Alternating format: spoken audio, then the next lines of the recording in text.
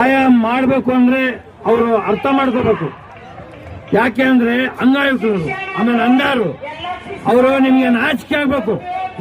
AC ಕಾರ್ನಾಗ ತಿರ್ತೀರಾ ನೀವು, ಗೊತ್ತಾಗಲ್ಲ ನಿಮ್ಗೆ? ನೀವು ಎಸಿ ಕಾರ್ನಾಗ ತಿರ್ತೀರಾ, ನಿಮ್ಗೆ ಗೊತ್ತಾಗಲ್ಲ ಅಂಗಾಯುಕ್ತರು ಏನು, ಇವ್ರ ಜೀವನ ಏನು ಹೆಂಗೆ ಅಂತ. ಇಷ್ಟು ಫ್ರೀಡಂ ಪಾರ್ಕ್ ನಲ್ಲಿ ಮೂಲೆ ಮೂಲೆಯಿಂದ ಬಂದಿದ್ದಾರೆ.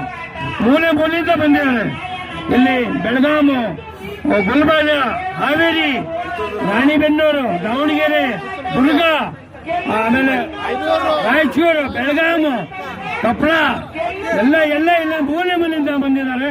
ಅವ್ರು ಬಂದು ನಾವು ಕೇಳ್ರಿ ಇಲ್ಲಿ ಬಂದು ಎಸಿದಾಗ ಕರ್ಕೊಂಡು ಹೋಗೋದಲ್ಲ. ಓಟ್ ಹಾಕ್ಬೇಕಂದ್ರೆ ಎಲ್ಲ ಬೇಕು, ಓಟ್ ಹಾಕ್ಬೇಕಂದ್ರೆ ಬೇಕು.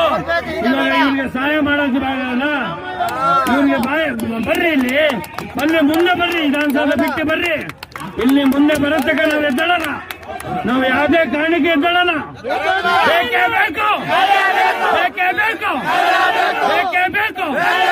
ಅಂಗಾಯುಕ್ತರು ಕಂಡ್ರಿ ಇವರು, ಬಡವರು ಅಂಗಾಯುಕ್ತರು. ಯಾತಕ್ಕೂ ಇವ್ರಿಗೆ ಮನೆ ಇಲ್ಲ, ಮತ್ತೆ ಗಾಡಿ ಇಲ್ಲ, ಸವಲತ್ತು ಬಹಳ ಬೇಕು. ಬೇಡಿಕೆ ಏನಾವೆ ನಮ್ಮ ಲಾಯರ್ ಸಾಹೇಬ್ರ ಬೇಡಿಕೆ ಹೇಳ್ತಾರೆ, ಆ ಬೇಡಿಕೆ ಪೂರೈಸಬೇಕು ನೀವು.